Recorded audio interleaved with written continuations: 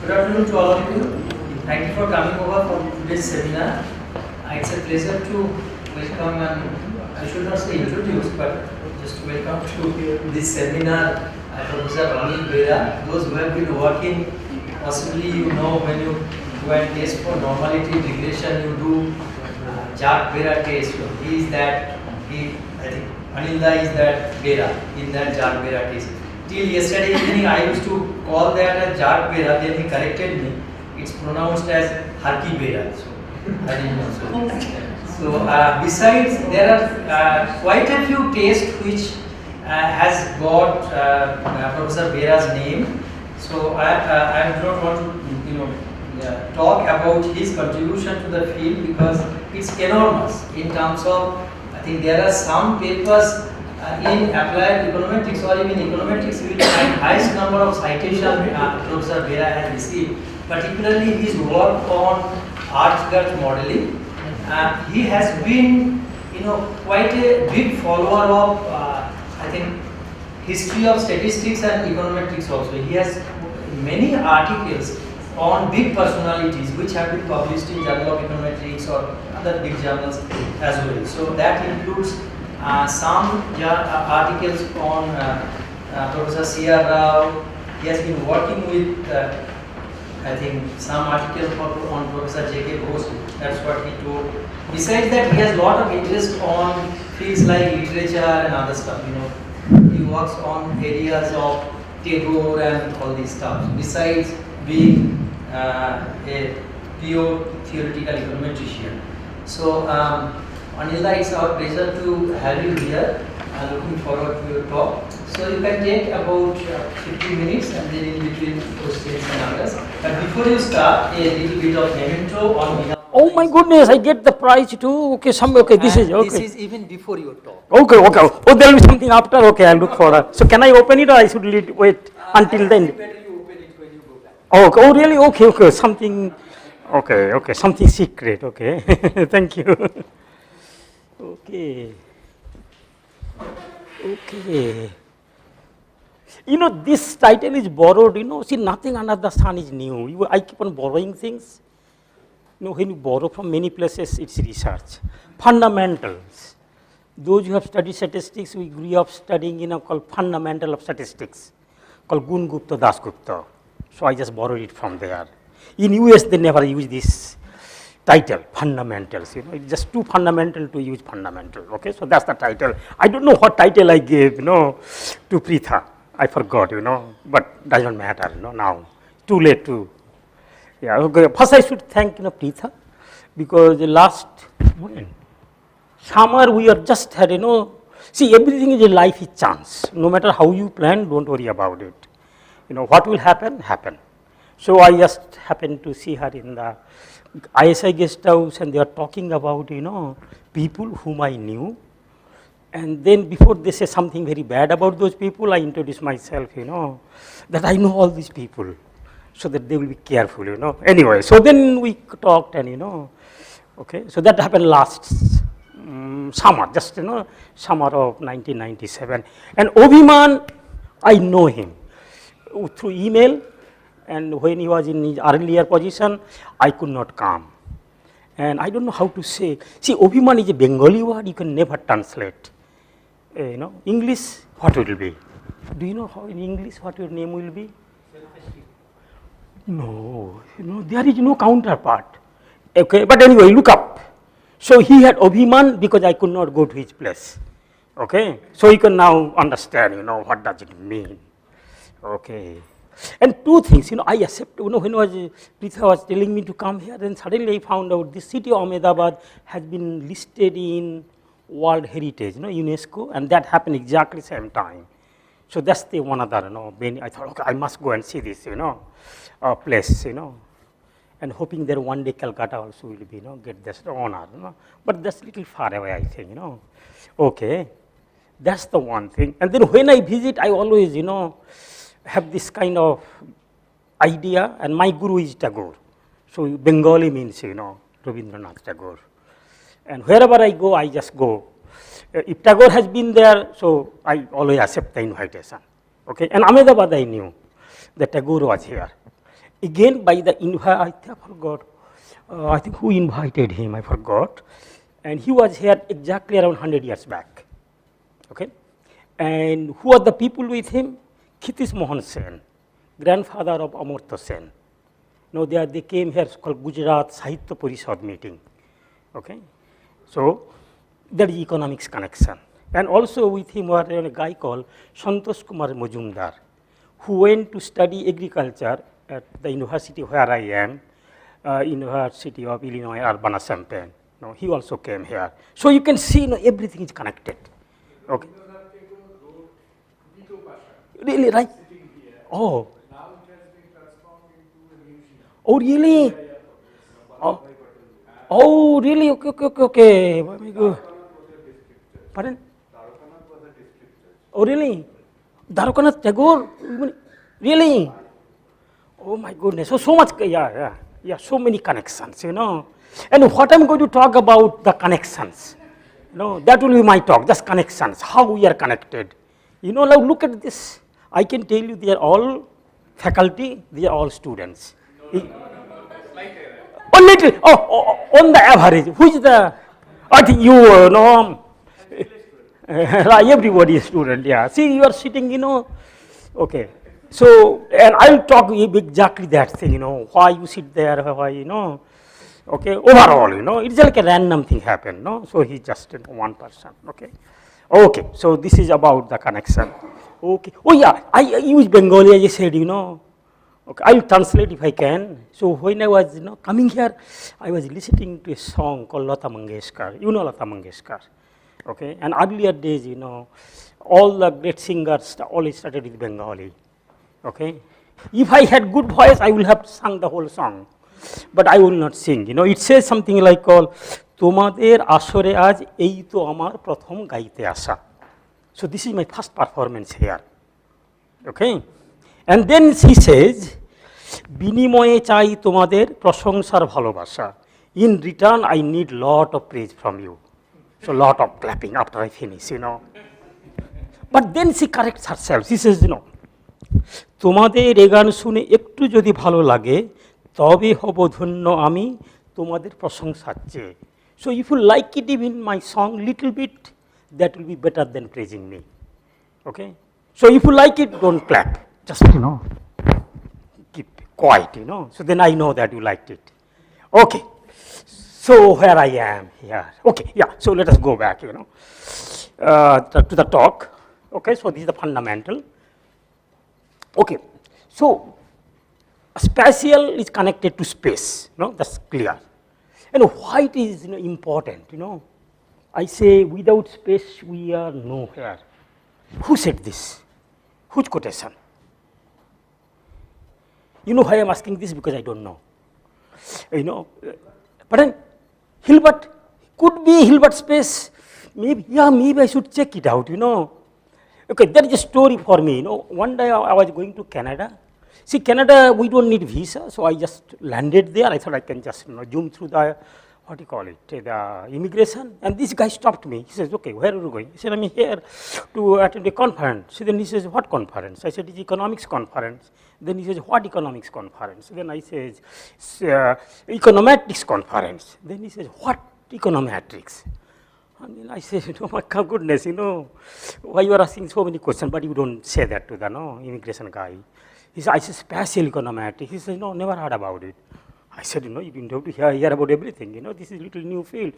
You may not hear about it. Then this guy says, look, I studied in University of Chicago. This guy is telling that, I have been taught by 5 Nobel laureates, meaning he knows everything. Then I said, oh, you are from University of Chicago. I am from University of Illinois, just 100 miles south. You should see the look, I mean, you are comparing University of Chicago with the University of Illinois, how dare you, So that was counterproductive. But anyway, then says, then I put out my conference, and a lot of your colleagues came. It was a network conference, network plus econometrics. A lot of, there are 5 people from New York came. And I pull out this thing, said, look, here's my name, I'm giving a lecture there. He said, that's not important, you have to tell me why this is important, why your subject is important. then I said, okay, then started explaining, using mathematics, lot of I thought he has gone to Chicago. He says, no mathematics, explain to me in a simple language, in a layman's language. I was about to say, no, you are no layman, you are not taught by Nobel laureates, but again, no, you don't say that. Then I say, I started talking, this is, no, that's too much. Tell me in one sentence, why it is important. I mean, it's very hard. I said, so then I was getting little annoyed, little brave. I said, no, suppose I cannot tell you, then what will happen? Then he says, then you are not going to the conference. Oh, that is serious. Then I think, my goodness, what I should know, one sentence, why it is important. Again, what helped me? I might have seen this somewhere before, but, something this came to my mind. I said, okay, look, without space we are nowhere. That's why space is important. That's why spatial econometrics is important. And he was impressed. He said, please. Now he told me, sir, go ahead. Okay. So it's very important. No? Next time you go somewhere, they catch you in spatial econometrics, just tell that you are going to a very important conference. Okay. So space is important. Okay. Now again, when you talk about space, sometimes by space we mean geographical space, but it could be anything. Facebook is a space, Twitter, Snapchat, WhatsApp, all are space. Of course, we know the space in terms of countries and different areas. This is a space. This classroom is a space, student space, faculty space, except now we have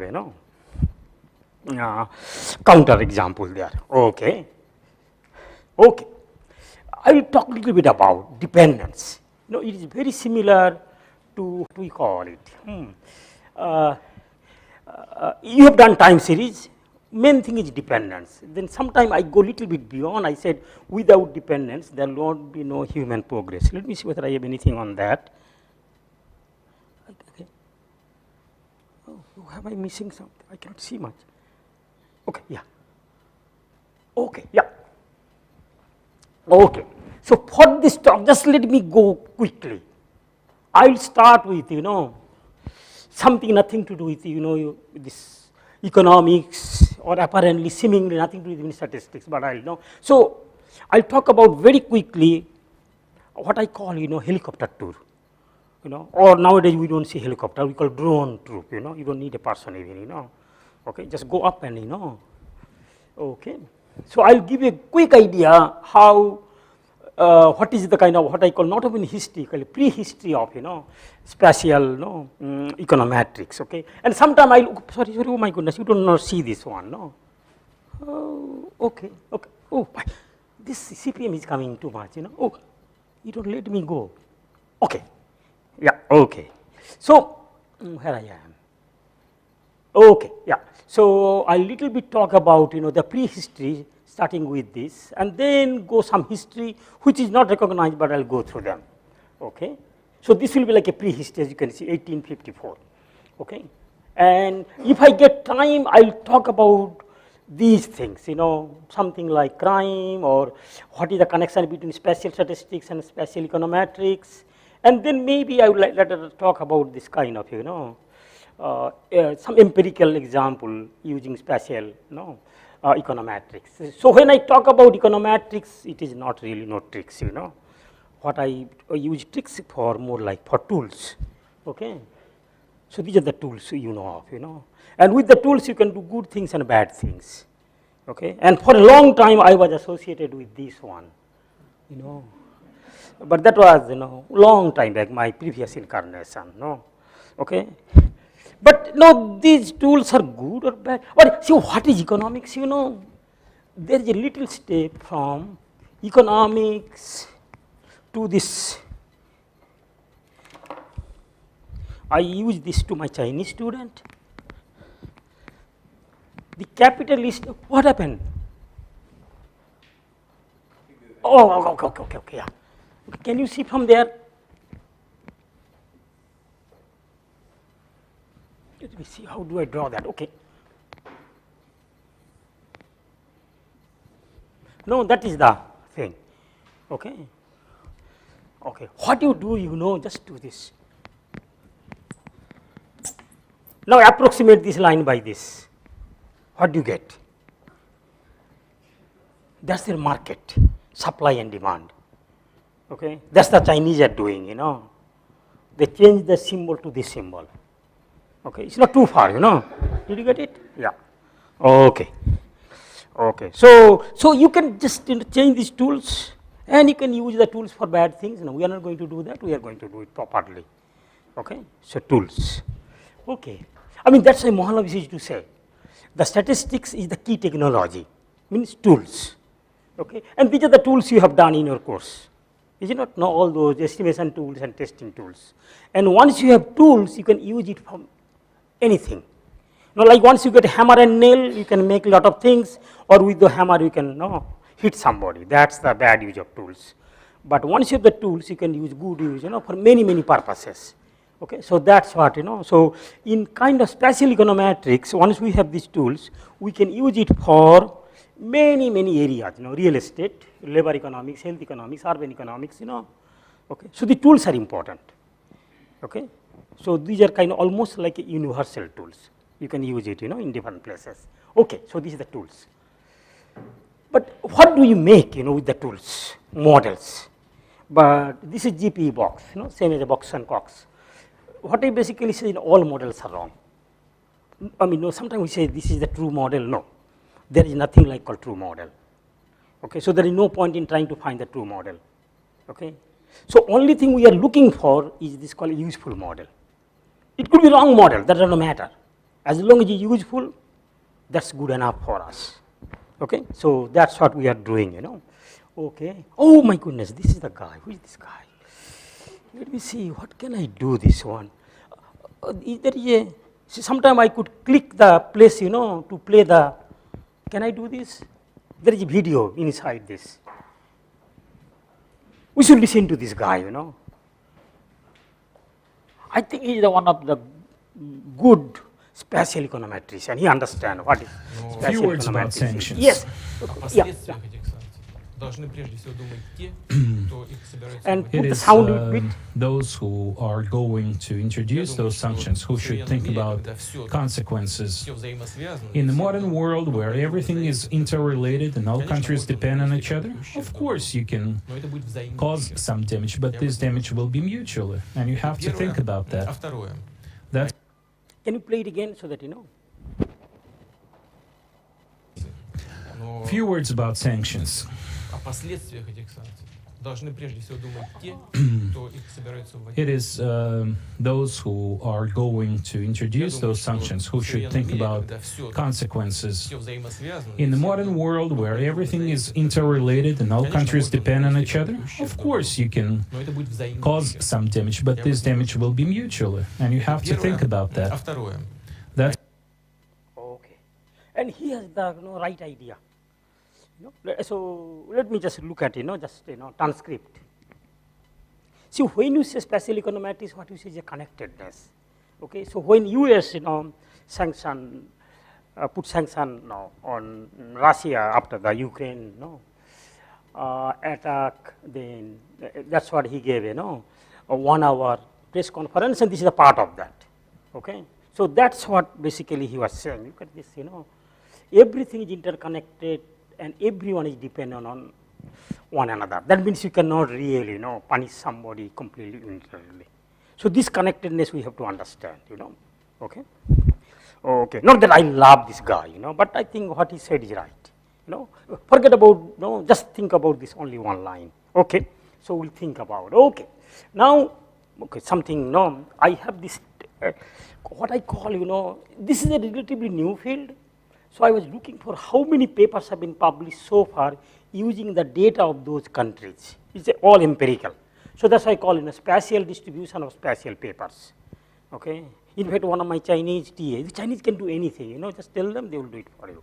So I told him, okay, have a globe, and then, just click on anywhere in the globe, and it will tell you how many papers have been written, on that particular country using the data. And then you click one more, you will get, list of the papers. You click one more time, it will give you the PDF file of the papers. You click one more time, it will give you the citation. Okay, so this is the summary. Of course, US has a lot of papers. as you can see, India, but again, I am counting everything, good, bad, ugly, all papers, not that, I had made any selection. Okay, so all papers has been ever written, published, unpublished, or even some people are thinking about it, I even included there, Okay, because sometimes somebody call me, say, Professor, where I'm writing this paper, what do you know? Okay, I say, okay, that's one more paper, So that's why Indian paper may be little bit, overestimated. Anyway, but Russia, no, only 3.5, because they don't have any data, okay? And also they don't understand much about this connection, because it's still a new thing in terms of, the economic connection. But China has little bit gone ahead, as you can see, there are a lot of papers. Okay, so this is the paper written, but again, when you write a paper, what you want to do? What do you want for a paper to be? After you write a paper, after you write a thesis, then what are you going to do with your thesis? Pardon? Publish, exactly. So you want to see whether there is a outlet for your papers. Okay. And so then I collected again, same thing. Yeah. So earlier days, all the papers are published only in those, journals like Journal of Regional Science, Urban Economics, Journal of Urban Economics. You can see that, those are the journals, and those mainstream journals like Journal of Econometrics or Econometric Theory, they didn't publish much. But recent days, as you can see, they are publishing, like Journal of Econometrics has a lot of papers now coming out. Okay, so if you write a paper, it will have a home. Okay, so that's a good sign. Okay, yeah. So I'm going to talk about this, completely unusual thing. Okay, okay, you have seen this. Okay, in my house I have this. That's the only source of clean water in my whole village. Okay, otherwise almost everybody uses pond or canal or whatever they have, Okay, so and so you see the water pumps are very important also for social purpose. This is almost like the meeting place for people. If you want to get news, that's the place you go. Okay, and okay, so this is the water pump, and this is the water pump in there. It's called Broad Street in London. Okay, I saw this picture in a book, but then I was not sure. I mean, in middle of London there is a water pump, tube well sitting there. So I went there and took this picture. So I took this. This is my picture. I think this is a better one. Okay, so this is a real picture. As you can see that, August 25th and 10:52 a.m. Okay, so this is the picture you see. Just standing there. Okay, what do you see? Do you see anything in that picture? Okay, hint, something is missing. Handle is missing, okay. Just little, one part is missing only. Everything else is there. But handle is the crucial part. Without handle, no water. So somebody took this handle away. It was stolen. And that is the story about, Okay, let's see why this handle is missing. And so this is a little long story, but I'll try to make it, little short, because time is a little limited. Okay, this is real story. Sometime in the court say truth, nothing but the truth. This is that, I did not making up anything. Name, time, date, everything is authentic, and I collected from the first, hand source. Okay. So this is, I was saying, we will be studying in 1854, and in 1854, that that area they call Broad Street, and the street address is 40 Broad Street, and there is an apartment, 3-story apartment, and this family used to live like the lower level, kind of more like basement, a Louis family, and they are so husband and wife, and they had a little daughter, Frances. She started having this diarrhea, okay, and the signs of diarrhea, okay, and I don't want to go through this, because you had a good lunch, I know, okay. So then, of course, again, in London it was not unusual to have cholera. Why? They used to call it a Calcutta disease, because there is a connection between Calcutta and London those days, because after London, Calcutta was the biggest, royal city. Okay, So there used to be a lot of ships going back and forth, and they used to say that, whatever cholera, it always came from Calcutta. So they used to call Calcutta disease. So it was not common, but it was there. Okay. And during those days, of course, they didn't have this, what do you call this, ready-made diapers. So they use the clothes, and when you use the clothes, you used to have, clean it, again reuse it. And her mother will clean those, soil diapers, and then, we do this still in the Calcutta, very easy to dispose of. You throw the water just, in front of your house, so easy, Okay, so that's what she was doing all the time. Okay, so near her house there are three things. One was the water pump just next to her house, where people gather to fetch water, and there was a pub, like a beer pub, and there is a workhouse. Okay, workhouse means it's not exactly slavery, but people who get loans could not pay, they had to work, go to the workhouse in free. Okay, and that was very common. Okay, in those times, London was the most on the richest place, also on the poorest place. Okay, I mean around 30% of the people lived under below poverty level. Okay, it is one of the and you might have read Charles Dickens books. His father took a loan, he could not pay, they could not find his father, so they just found this boy, teenage boy. Okay, so he had to work, but he used it very nicely. He wrote nice books using his experience, and he made a lot of money. Okay, so you should read these books by Charles Dickens. Okay, okay. So that was the workhouse with 535 inmates. All poor people, and that time the theory was, because church was very important. They used to think that cholera disease is it will affect mostly the poor people and people of questionable character. Okay, like those ladies who is engaged certain activities. Okay, so that was the church theory, and medical theory was, okay, I'll come to the medical theory. Okay, that's 28th, starting. Then 29th, the girl continued to have the same problem, her condition get worse. Then 31st, Monday to Thursday, then there's a Taylor family in the first floor, the man got the symptoms. Then he died within 24 hours, and the little girl died after 5 days. Okay, so in that same apartment building, but two people far away from that pump, at called Hampstead, which is like 4 miles north of this area, which is called Golden Square, and then also her niece also died. And then by it's like 1 week. We started on Monday, and this is the Sunday next. And there is a full-fledged, cholera outbreak. It's a small area. I'll show you the map. Okay, and okay, oops, what did I do? Can I? Oh, okay, what did I do? Okay, let me see where I am. Okay, yeah. So then, go September now. Then September 4th, that remember the first floor. The man died, then his wife also got symptom of cholera, and then within few days she died. Okay, then the father got sick, the little child, Francis, father got sick, but Mrs. Lewis, nothing happened to her. Only thing now, she just washing the clothes of her husband and doing the same thing, throwing the water into the drain, just in front of their apartment. Okay. Okay, then there was a theory. I looked into the medical books. There are a lot of famous people. So the theory was called Miasma Theory. There is one guy who had this theory that cholera is basically disease kind of spread through air. Once it comes to a place, it just spread through air. Okay, and they had a very systematic way of tackling that. You clean the road, you clean your house, you cover your mouth, but nothing helped. That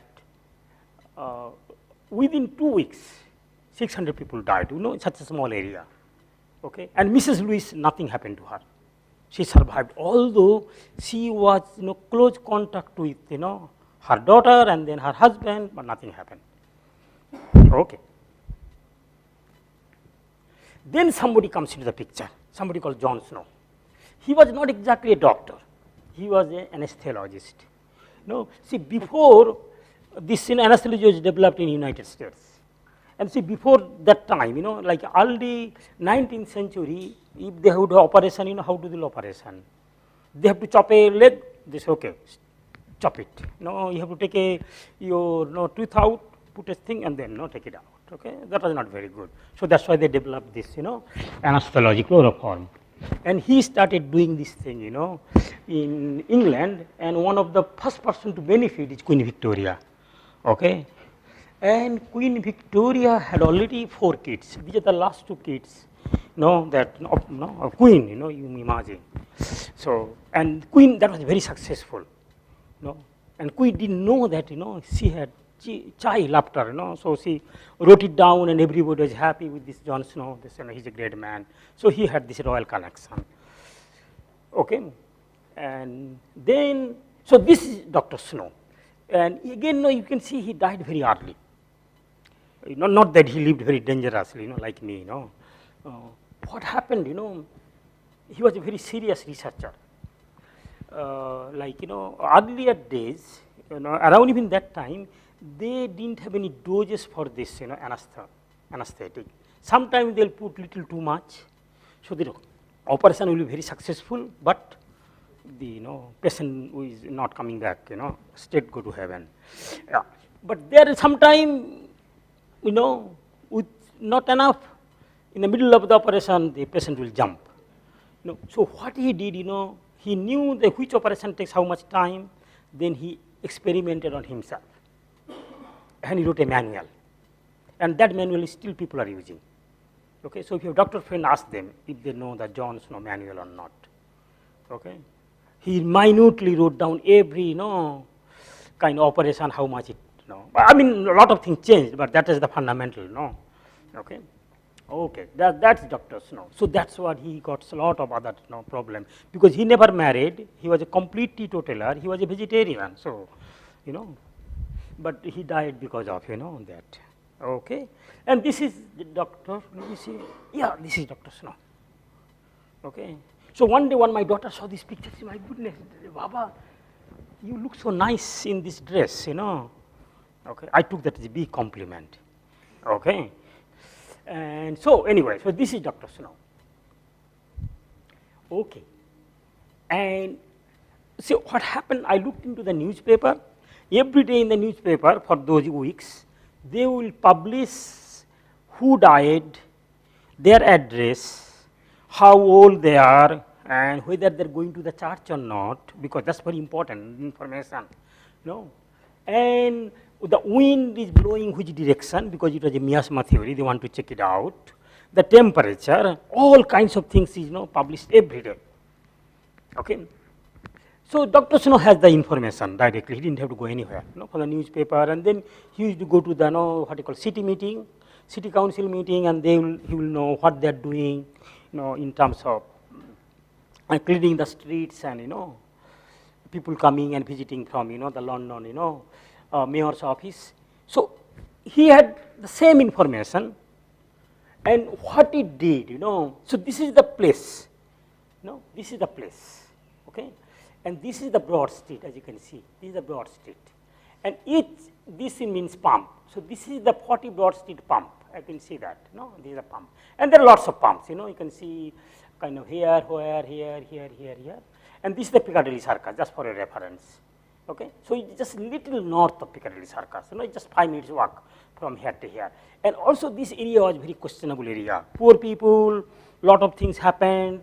So church was very clear that people are engaged in so many bad things. No wonder they have a cholera there. Okay, and this is Oxford Street. You go for shopping there, of course.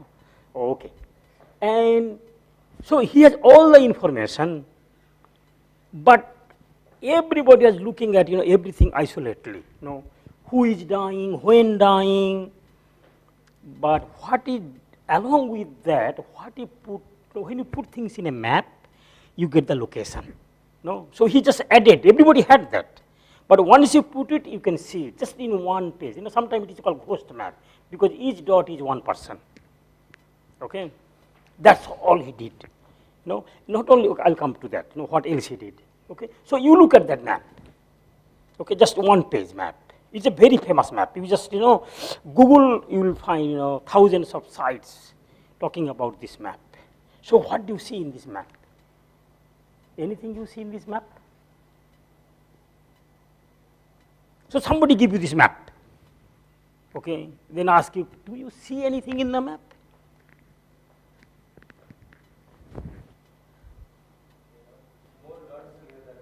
Very good, exactly, more dots, okay. So we call that, so this is the one I will be talking a lot, it is called clustering, cluster, class. So look like the dots are clustered around the pump, okay. So that means something, it does not prove anything. It says there is association in terms of number of deaths and this position of the pump, okay, some association, okay. Now, I mean, people are dying elsewhere also, okay. Then what happened? Then he says, maybe, because you see, whenever you do any research on new thoughts, you have some, you are questioning. He was questioning this miasma theory. That was, his, doubt. But he didn't know. He was not exactly a doctor, no. But he did volunteer for cholera patients many, many times, He was a nice guy, helping poor people. So he knew about cholera a little bit, Then he always suspected that it is not the air, but all the medical theories all about air. Okay. So then he said, okay, this is the kind of association. And then he started looking more into it. And nowadays we do call randomized experiments in economics. He didn't have that luxury, but some way what he did, quite amazingly, he visited each and every location of the people's house. Because he lived nearby, all the addresses are there, he went each and every house, asking them, detailed question, and one of the question was whether they are drinking water from this pump. And he found out that, those who drank, and 95% of the people got affected, and many of them died. And also he went to the houses where nobody died, or in the same house who was alive, including that, Mrs. Lewis. She was there taking care of the kids and, very close, they had a little apartment, but she never drank water from there, water pump, okay. So it was almost like an experiment. So from there he made this conclusion that, this water pump is the kind of culprit, in kind of, for the this cholera epidemic in that area. So he went to the city, they said, no, there is a problem with the pump, but nobody believed him, So then he had this Queen connection, and with all these things, they said, okay, he wanted to remove the whole pump. So they decided to just take the handle out, okay. If it does not work, they will put the handle back, in a couple of days. As soon as they took the handle out, that happened, So what that is, so he says, the transportation agent is not, air, but he says, cholera. So this was his hypothesis, and as if he was testing this hypothesis, using whatever the evidence, as if he was doing, statistics in 21st century. That's what we are doing. In economics, development in economics is mostly nowadays 90 or maybe 99% is this called randomized. He didn't have the randomized, but almost, he was very close to that. Okay, and that's why he said, remove the handle. That's what they agreed, and immediately there was hardly any new cases. Okay, so that was 1853, and then I think this guy Robert Koch, he published a paper 1884. I'll talk a little bit more about him. And then and in him he got Nobel Prize, not for cholera, because once you do cholera, something like once you do a theory with one data, then you can replicate the theory with other data. So he came to Calcutta, because Calcutta is a good place, for doing research. So he did, also did the malaria. For that he got the Nobel Prize, 1905. And he became so famous, whatever he will say, people will agree. Doesn't matter what he says. Okay, and that was a very bad thing to happen. I'll tell you a little bit about that. And this, poor Italian also had exactly the same result, but Italian who believes Italian, So I hope there is no Italian. No, it's a good, I am taking as a compliment, you know. Nobody cared about, but he was a German, no, scientist. Okay. So, then basically, you know, in that sense, you know, once it was established that water is the, no, not exactly medically, but at least people started thinking about in alternative theory of cholera. You know, so that was the kind of beginning of the end of cholera in London as well as in everywhere. So the water is the real problem, okay? And that was the beginning of this new field called epidemiology. Okay. So if you go to any epidemiology, you know, go to just the website of any epidemiology department, first thing they will mention Dr. Snow. He's known as the, no, father of epidemiology. But unfortunately, you know, if you look at any economics or statistics books, you know, they will never mention, I don't know why. But I think this is the essential, you know, the spatial, the things are clustered. Clustered means dependence. So the disease was dependent on water consumption, that pump. Okay? And that's what you call, you know, spatial, you know, correlation or spatial dependence. Okay? Okay. Oh yeah, this I should say, you know. So you saw the pump, you walk a little bit, you will go to this pub. No. I told you, know, the Dr. Snow never drank. He was teetotaler. Why they did have a pub? Okay, I didn't tell you that other part. Out of that 535 people workhouse who were producing beer, not a single one of them died. So that completely, you know, kind of killed the SARCH theory. Poor people, bad people, no, not a single one of them died. Why? Can you think why they didn't die? Yeah, because they drank only beer. And no, the beer is the property, but again, some beer they use the pump water, but no, after you have beer, no. Okay. Okay, yeah. And then why did the two people died far away from the pump? Because this pump water very tasty. Because they didn't believe Snow, but what happened, they discovered it long after, even after Snow died, they found out, you know, there is this drain and then there is the pump. In between they had this called protective wall. But that wall, you know, over time, it, you know, it's just, you know, vanished. So all the drain water seeping through the ground and contaminating. And you know what, when something gets contaminated, it tastes very good. No. That's why the water was so tasty, people from other places, you know, will come and just for that water only. Okay. And these two ladies used to live there and they moved away after their husband died, but their son used to supply water to them every day. That's why these two people died quite far away. Again, Dr. Snow discovered that. Okay. So you can see this evidence that he was collecting. Okay. It is no mathematics, you know, it is just pure observation. Okay. So that's why I think, you know, people put a pump. Oh, sorry, this pump. And in this pub, there is a first floor, and then there is, you know, we call it second floor. Okay. And down, pub, up, it has all the materials. That's where I got all my materials. All the newspaper cuttings and everything is there. City meetings, there, you know, minutes of the city minutes, everything is there. But there is, you know, kind of, to go up, you have to do something. You have to, can you see what you have to do in a pub? You have to just buy a, you know, glass of beer. Then they said, okay, you are a permanent member of this pub. They write your name nicely, then you can go anytime and, you know, go up. Okay. And this is me, you know, same shirt. You know, if you don't believe me, you know, can you see this? Yeah, so I keep this shirt, you know, as a proof. So that people say, no, no, you didn't go, this is another. No, no photoshopping. Okay, yeah. Okay. And again, people still using Dr. Snow. Okay. Dr. Snow methods. Now, talking about, you know, I didn't put it here. Do we have something to clean this? Yeah, here it is. Okay, just 1 second, I'll let you know. I'm, oh my goodness, I'm running out of time. See, you know, what happened, Dr. Koth, you know, he said, he got the germ right, you know.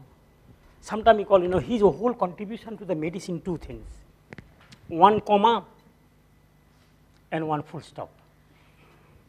What is comma? This is the cholera germ, this is the malaria germ. And in fact, he stopped doing research after he got the full stop. That was the full stop his research. Then he started, giving lots of opinion, what to be done for cholera. And everything was wrong after that. But he says, you can get, what do you call it, shots for cholera. In Calcutta, I think some of you, did you get anybody called cholera shots? Oh, no, that's very good. Until 80s, even they used to give cholera shots in West Bengal, I know. Okay, I didn't take it because it was just too painful, Okay, they used to give cholera shots. But it is completely one of the most useless thing you can think about. In Europe, it was compulsory to get a cholera shots. Okay, what happened, doctors, everybody, why Dr. Koth? Okay, so this is the digestive tract. Okay, what they found out, with the patient, that when they have a cholera, there will be lot of, kind of damage in the digestive tract. Okay, and everybody believed that when there is a, this thing happens, then lot of your, food and all those materials gets out. Okay. Okay. Then they say that's why people get dehydrated and then die. They called it exotoxicity. Exotoxicity. And in all the, what do you call it, prescription based on that theory, and it is Dr. Koth theory, and everybody believed him without anything. Okay. But it was completely wrong. And you have not heard of this guy because nobody recognized this. This is, let me see, what's his name? Okay, yeah. Let me write down his name. I think called Shashi Bhushan, P-H-U-S-A-N, De. I don't know, maybe Pritha's relative maybe. Okay. So you do know Shashi Bhushan De? No, okay. Have anybody heard of this guy? Exactly what he did, see, you use common sense for this, research. People do lots of techniques, but in the common sense they get completely wrong. In Bengali, what is cholera? Okay, let me test the Bengali a little bit. What is cholera? Hey? No, that's my peat is like a stomach upset. That's little minor. Cholera is a big deal, Okay. We call it in Bengal. No, Utha. No, Ola Utha in Bengal. No, Ola means going down, Utha means vomiting. Okay.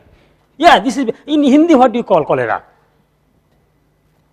There is Hindi term. No, there is Hindi term. Okay, look for it. No, Google. Okay. Okay, but in Bengali, so Shashi Bhushan, they knew about this. Okay. And it's a very common sense. If you have an Ola Utha, that means things are getting out of your digestive tract. So that this, exotoxicity cannot be right. No, what happens? Yes, there are holes. Then what happens? All the body fluid, it just comes into, fills up your digestive tract, and then it just fills it up, and then sometimes it's up and down.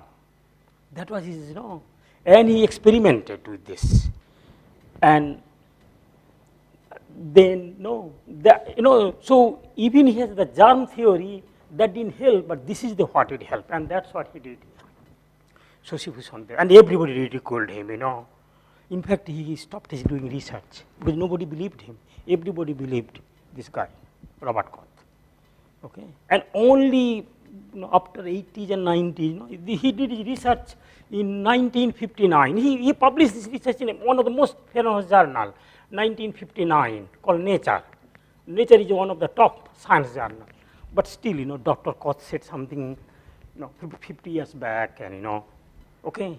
So use common sense, You might run a regression, you get fantastic result. First thing you ask, does it make sense? What I call gut feeling, digestive tract. Okay. Okay. So that is the Okay, let me read this. The contribution of Fisher, he didn't do anything, very little. This is the guy who did little too much, but nobody know about it. He did spatial analysis. There is no mention of it anywhere because this guy was like 100 years ahead of his time. He did bootstrap, in 1930s, and so he wrote this long paper. No, not even a paper. I'd call it a book. Look at this, and he got FRS for that. Okay, and he used to do the survey, and then what he will say, after doing the survey, even you're doing randomized survey, but things can become close by. Then things are close by means what happens, your data is not as informative as before. No, if things are dependent, dependence is good, but it's bad also. No, I mean you have done your stat 101. See, when things are dependent, what happens? In a very simple way, when things are dependent, look at your variance of say y bar, sample mean, and we know this is the variance of the sample mean, but this is for IID case. Suppose they are dependent, think of positively dependent, then what we will have? You will have plus summation ij covariance between yi, yj, I not equal to j, is it not? So your variance of the sample mean is not that, it is even more. So if you use this formula, you will be underestimating. That means if you are doing a t-test, what will happen? You will be over rejecting, is it not? Because you are using your standard error is underestimated. Okay, so and that means this is for inference very important to take care of this. But more that time there is no theory for that. So he did everything manually. Okay. So, but again, a little bit hard to kind of write it down his theory in terms of mathematics because he just did everything empirically. Okay, so I think this is we are celebrating 125th birthday of Mahalanobis. I think this is the right time to look at it. Exactly what he did here. There are a lot of things that we still don't know.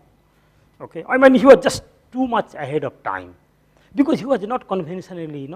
See, we did BSc, MSc statistics. We just learn in a route.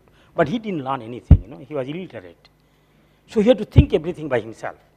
So he thought, not in the normal route, but, in a common sense. He says, he estimated this part empirically, how things are connected. He added the variance, and then he did the standard test. Okay, so this is one thing, Okay, so let me kind of, let me forget about this. Oh, no, let me forget about this. How much time I have? Oh, good, 15 minutes. Okay, maybe I can say something. Okay, let us okay. Let me quickly see. That's 1854, and then there is this guy, called Pat Moran. He's from Australian National University. We were together for many years. So he did something called, Moran eye test. Okay, which is something like this. See, it's very much like your Durbin-Watson test. Okay, see. Moran did it in 1948, Durbin-Watson 1950. This is the Durbin-Watson test, as you know. Oh, so this one, where if you take this matrix W as A, then you get Durbin-Watson test. Okay, this is a transpose, E transpose A. But what Moran had, that you don't have this particular A. You can have any weight matrix, and this weight matrix means it tells you the connection among different locations, how far they are. Okay, it could be physical distance, it could be social distance, it could be economic distance, depending on the problem. Okay, so he did this in 1948, and suppose Dr. Snow had this Moran test, what would have been the result? So we can apply this test, and then we can measure the distance from the pump, as a reference point. Then what happens? The result is the following. I'll just go through. That the p-value of testing dependence is this, this much, 0.00037. Okay, but you don't need a test, see the dependence, but If you want a number, this is the number. Okay. Okay. And Moran test is the still kind of standard test. Nobody has come up anything better than that. Okay. So it's called Moran test. Okay. Let me skip this one. No, this is crime. No, let us not talk about crime. Let us talk about a little bit better things than crime. Why not? Okay. This is about what is the difference between time series and space? Okay. You know time series model. That's the simplest AR1 model. Okay. That means my value at time t depend on the past values. Okay. So if I write down my model, I could be writing down this way. Time series, say let me call ARP. So yt I can write down sum over say rho j yt minus j, say j is equal to say 1 to p plus epsilon t. That's a standard time series model. Current depend on the past. And in the space, I think something is missing. We don't talk about time. See, time is one line. T, t minus 1, and so on. But the space could be lots of locations. Then we can locations called value at location I will be something like, let me write down this way. Put rho there, wij yj j not equal to I and plus my epsilon I. Okay. Now look at this quantity. What is this quantity? This is the average. So W is like a weight, which add up to 1. So this is the kind of weighted average of the neighboring values, j not equal to I. Okay. Now who is a neighbor, that you decide. We can talk about neighbor means if you have a common border, you say a neighbor, or if you have a large section of the your boundary, you call it a neighbor. Okay. So you can think about, or what the distance between one to another one. Okay. So that's the kind of so now you can compare these two models. So that is my time series model, and this is my call SAR model called spatial autoregressive model. And if you want, you can use other x variable. You can use other x variable. Okay. So the only difference is this part, first part. It takes care of the neighborhood dependence. But there is a lot of problem even. How do you construct W? Because it's subjective. So there is a lot of problem in constructing W. Okay. But I won't go through that. Okay. So these are the two things. But also you can think about time series is a little easier.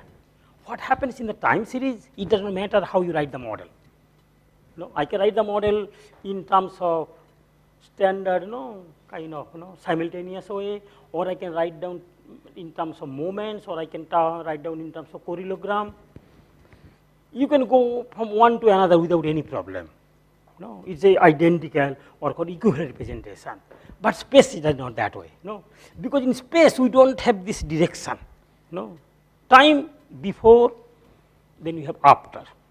But space, your dependence goes all kinds of directions. Again, it's not symmetric. The location I can affect location j, but location j may not affect on I at all. Okay. So this is a little bit complicated in that sense. Okay. Let me forget about this. Since I have. Okay. Let me talk about since I do arch guard, so I thought why not apply to this. We had arch model, so I like having something new, not exactly new, at least new name. I call it a SARCH model, spatial arch. Okay, and arch, so let me not go talk about again arch is like a clustering. Okay, let me go through. Forget about this in mathematics. If you plot the return data, you won't see anything. Just plot the return data, no dependence, goes up and down almost like a white noise. And they are not correlated at all. That means you cannot make any money. If they are not correlated, then nothing to exploit. Okay, and if you plot, returns, you don't say anything. But you see, if I plot the square of the return, see what happens. You see such a clustering. You see the clustering. Clustering means again we say dependence. That means there must be some dependence in squares. Okay. there is no dependence in the mean. That means we may not be able to forecast the mean or the say called expected return, but we should be able to forecast the expected variance. If the squares are dependent. That's what the ARCH is. Very simple model, but it captures a lot of things. That's why this guy got Nobel Prize just for one line. Rob Engel got Nobel Prize.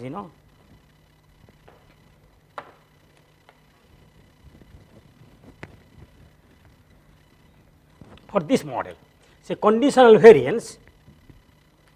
Oops, sorry. Conditional variance of say epsilon t given the past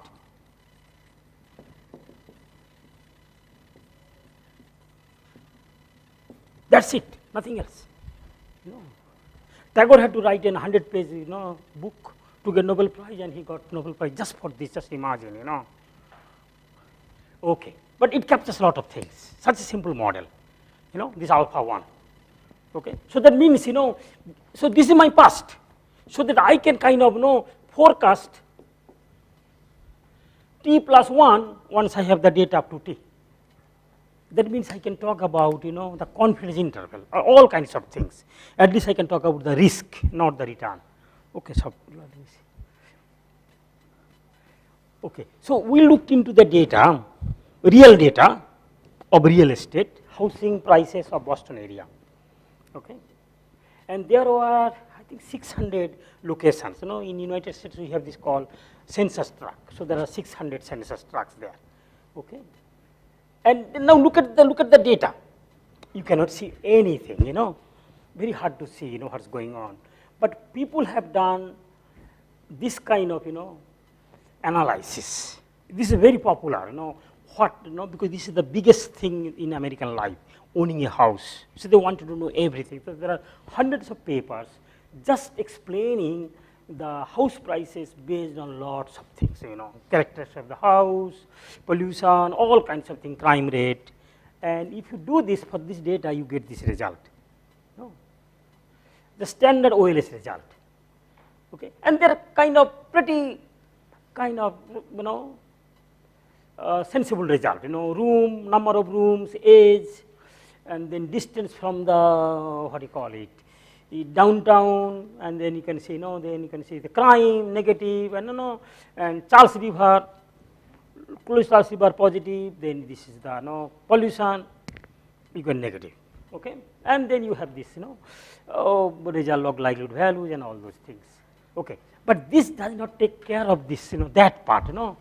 There is no spatial dependence part in a OLS model. This part I said, suppose I say this term rho Wij and say this is my value of the j not equal to I. Okay. So the question is, if I put that as extra variable, rho will get and that rho you can see what happens. The value of rho is see point. Let's see what happened. Yeah, I think 0.4761. It's a huge, for this row. And not only that, if you look at the log likelihood, it changes a lot. 156, it becomes 249, almost 100. And also this JB test, if you see, it does not really test normality. It's basically saying there is something wrong in the model. It is not perfect model. It's still huge. That means there are a lot of things we have not taken care of. Okay, so this is the model, and this is a much better model. That means the neighborhood dependence explains a lot. Okay, and let me see what happens there. Okay, and then you might think this is a good model, spatial model. Then you can look at their residuals. Just like you do you run a regression and then you look at for Durbin-Watson test, you look at whether you don't see much in the residuals. It's up and down because there's 3 dimension. Because we are looking at not 1 dimension. So these are the same picture, but I just rotated them. Okay, so it is 0 here. So I have negative positive correlation. You don't see much, but let us look at the squares of these residuals. Then what happens? You see this. Now you see the cluster, just like I had the squares of the return. Okay, and again you can see that the some are very high squares. You can think of squares as variance. So the variance is very high here. but these areas are variance is low. This is downtown Boston, and these are all the suburbs. Okay, and suburbs are low variance, but what happened? These are the most expensive houses, newer houses, high value but low variance, but they are mostly homogeneous. All houses are $1 million mostly, and this could be anything. From 100,000 to $5 billion. Okay, so that means that means there is still a lot of dependence left, not in the level but in the squares. But again, what we do? We can do another. Okay, let me skip this. What we did, another step, just like that the arch model. See, this are angles model. On the time, I did the arch model in terms of space, that the variance at the location I depends on the variability of the surrounding area, and that alpha 1. How you forget how much is alpha 1? Yeah, this one. See, look at this, 0.341, and this is standard error, so this is high. Okay, now look at this. What happens to JB thing? It just once I take care of this, I'm not correcting normality anything. It just get automatically corrected. Okay, yeah. So it's something like what do you call that medicine? Penicillin. You might have lot of symptoms. You take it, everything get cured. Okay, so this SARCH maybe is a cure for that, taking account of the dependence. Okay, I'm sure I'm not going to get Nobel Prize, any prize for this, but okay. So that's what we can talk about the dependence not only in the mean, also in terms of variability. Why we stop in variability? You can go beyond, third moment, fourth moment, all kinds of things. Because everything is a risk. Higher moment is some kind of risk. Okay, like third moment is like whether a risk averse or risk taker. It's a asymmetric relationship. Okay, so that can be done. Okay, and what is the benefit? Let me do this. Let me forget about this. We did a lot of estimation, but we got very similar result. With recursive, sequences, very similar result. Okay, and then as I said that I can forecast this variance. That's what the angle contribution was. Okay, then exactly I can look at variability. Earlier I only had the squares of the residuals, but now I can really do this. Let me forget about, see, this will be my, because I have the formula. Then we can look at the variability in different areas. Okay, that now you can see that what happens here, the variability in the downtown areas is much larger. Or if you think about the prediction way, it is not time series prediction. I am talking about what I should say, called horizontal prediction. Okay, and it is a name in statistics, they call Krehen. Okay, and you can see that that these areas are expensive, but similar houses has much less variance than these downtown areas. I mean, it's a huge number. And if you think about 0.04, and we are talking about 16, in terms of proportion, it's a very high variance. So this kind of thing you can see, the dependent structure.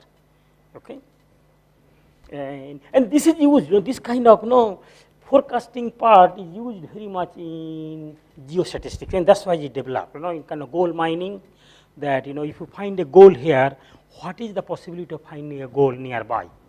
Okay, and also then you can do the confidence interval, and there this variance will be helpful. Okay, let me see whether I have anything there. No, that's it. Okay, so thank you.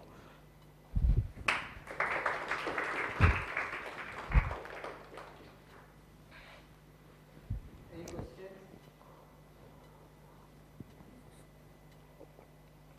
No questions from you. I thought I have a lot of answers here, You can just ask me, I can give you answers. But this is a new area, And one good thing I said, there are papers, but there are only 5 or 6 good papers with Indian data. Okay, so it's just waiting for you to write some other good papers. And now data is available in India. Like you have a lot of data from NSS. What do you call National Sample Survey data. And you can use it. Maybe what you should do, read Mohalavi's that paper I told you. I didn't understand the paper, but why not you try also. Okay, and a lot of things are there. and he was using really Indian data that he himself collected through NSS. Yeah. Yeah. Right. Yeah. Oh no, no. See what happened? Yeah, what happened? He was collecting data. Then he had to get the standard error, and most of the time, what we do, we just assume normality and then get a formula, sigma square by n. He didn't believe in that. No, he said, this is this formula may not be right for finite sample and all those things. So what he will do, he will he has a sample, then he will take sub-sample from the sample, many of them, and then from there he calculated the variance, and that's really bootstrap. No, you don't need any formula. You take the sample from the sample, and it is a very kind of just to think that it worked, because we know bootstrap, but we don't know how it works. But I think he must knew that it works. Exactly, and he was many years ahead, and bootstrap was developed again, rediscovered maybe in 1979. Exactly that book. Exactly right. Yeah. Yeah, so so that's what it is, and not only that, he did a lot of other things, like sequence analysis. Abraham Wald, that book called Sequence Analysis. He already had that idea that to make a decision, you don't take a huge sample and make a decision. They're too expensive. You start taking sample, step by step. You come to a decision, and then you stop. Then he did already sequence analysis in 1930s. And Abraham Wald wrote his book, the classic book sequence analysis in 1949. Yeah. So he had all those things, but all empirically, but nothing, because he's a physicist. He didn't have any training in statistics to write those down. Yeah. Yeah. Right. Okay.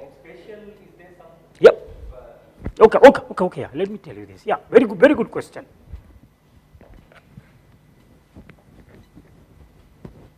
We call it, in time series, we call it stationarity. Stationarity means, if you look at different windows over time, the distribution is the same. If you shift from, nothing changes. The distribution changes. In there, we don't have a line. We have a space. What they call it, they call it isotropy. Iso means same. Tropy means, kind of tropical or whatever. So here what we are saying, see, I am here. So this is my location. And we say, no, this location is dependent on its neighbors. Okay. Now the question is whether the dependence is same in all directions. Okay. So what happens, dependence could be quite different in left and right or up and down. Then this will not be true. Now think about, say, here is a good example here. You have the river dividing. You have almost equal, city. And now you look at the dependent structure one side, other side. It will not be the same. No. Okay, that's one, just two. So you cannot kind of merge the whole data of Ahmedabad. Okay, at least you look into two. Okay, or again you can look at, why you look at, east to west. What the river is running north south, is it not?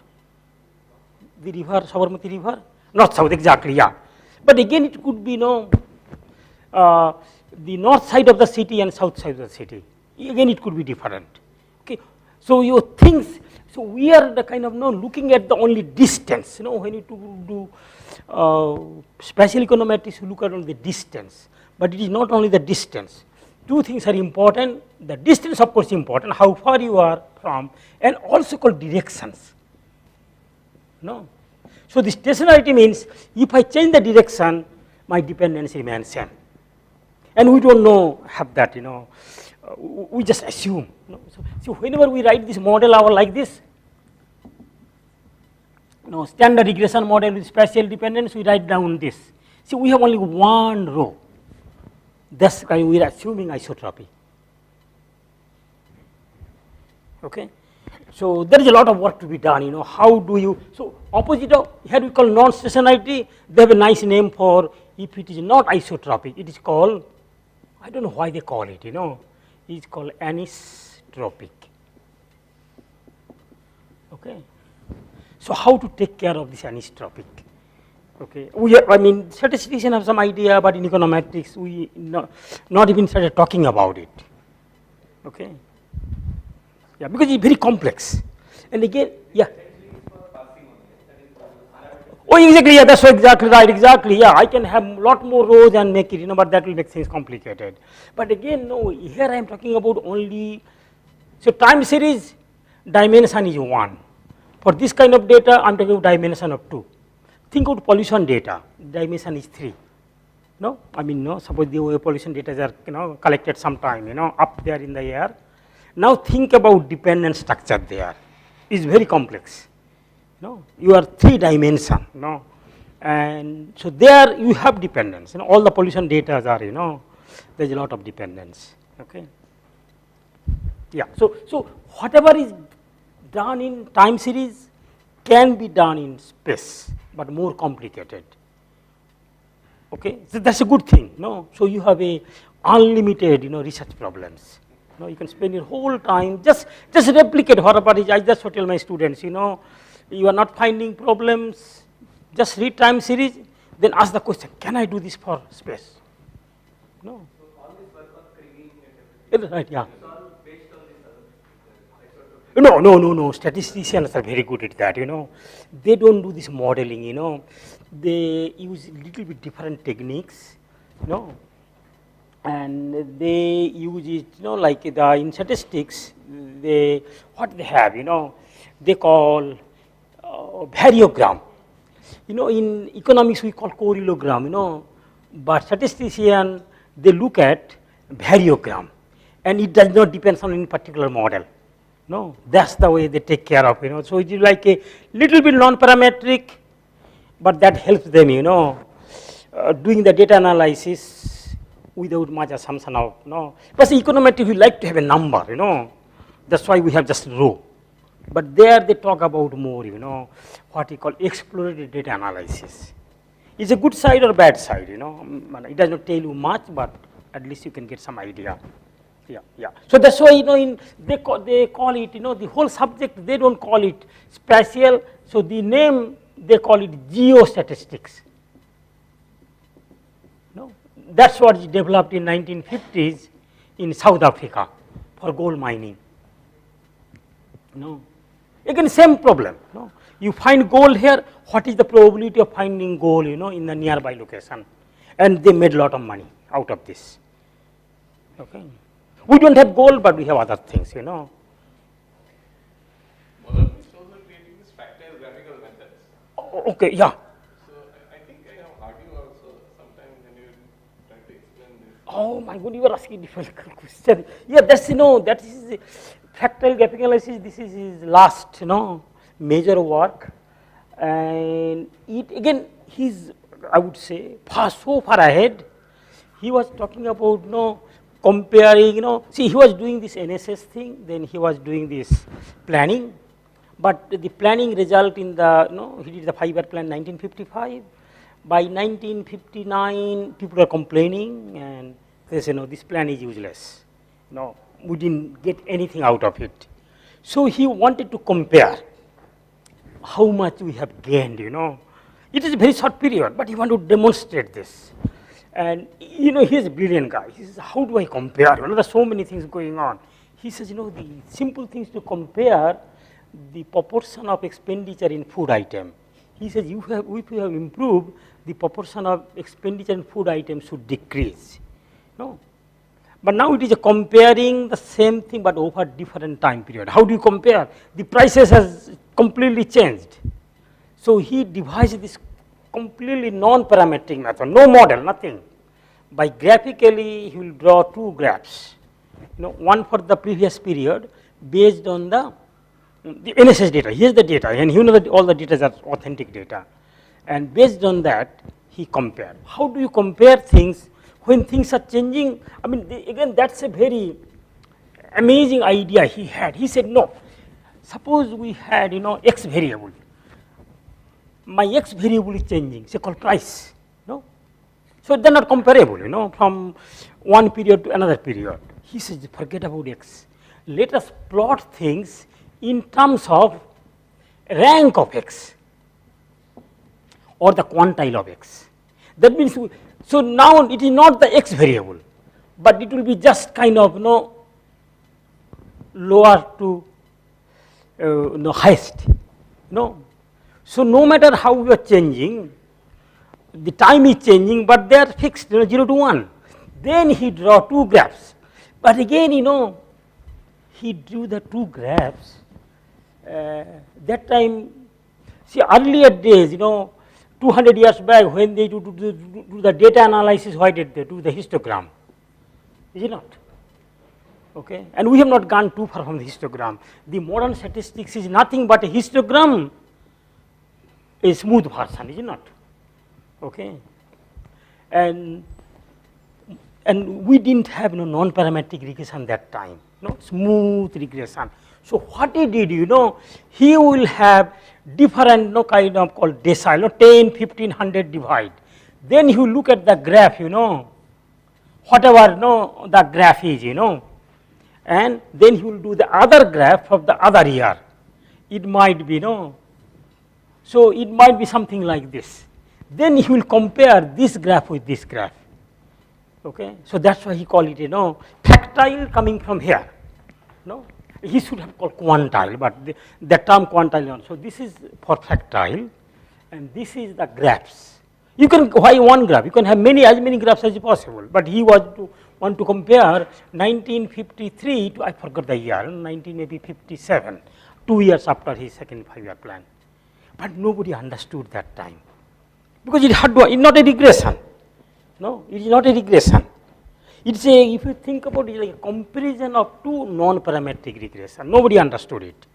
Okay, and that is his last work. And this work was published, you cannot imagine, in 1960 in journal Econometrica. As you know, this is the Yeah, and then nowadays people are what are doing, the statistician, they are trying to, just like they do the histogram to density, they are trying to smooth it out. How can you smooth out, the Mahalanobis regression? In fact, the guy who talked about today a lot, called Prabal Choudhury, one of the, I think, most active and famous theoretical statistician right now in India. So he has been working how to smooth Mahalanobis graph. Okay, so that you can see, if it is not smooth, it's very difficult to kind of compare, So you smooth it out. Okay.